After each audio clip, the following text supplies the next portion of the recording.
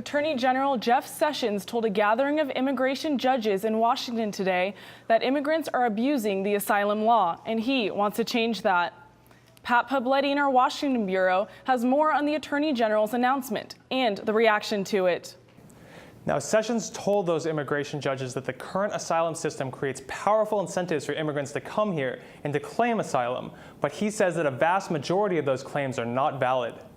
Asylum was never meant to alleviate all problems, even all serious problems that people face every day all over the world. Speaking at the annual training conference of the Executive Office for Immigration Review, Sessions said he will release a new, more strict policy to guide those judges as they handle asylum claims.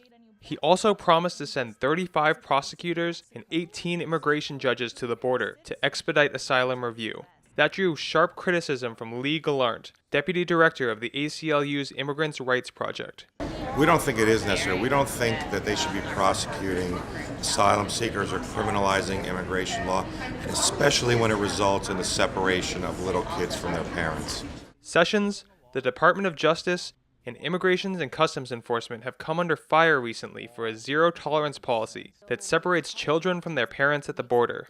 Sessions has defended the practice, saying the Departments of Justice and Homeland Security treat people, and especially children, extremely well, and that they are flown back home after their claims are denied.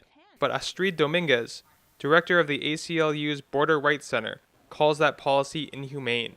If they were treating these kids in a humane way, they would not be separating them from their parents. They would not be traumatizing these kids by taking them away. But Sessions says he will continue to enforce the law as he sees it, and made it clear to immigration judges in the room that he expects the same from them. But let's be clear, we have a goal. And that goal is to end the lawlessness that now exists in our immigration system. This Department of Justice is committed to using every available resource to achieve that goal. Now, we just got a copy of that Sessions decision, and essentially what it says is that being a victim of domestic or gang violence is no longer sufficient grounds for an asylum claim, unless protections back home are so bad that the violence can be attributed directly to the government. In Washington, Pat Poblete, Cronkite News.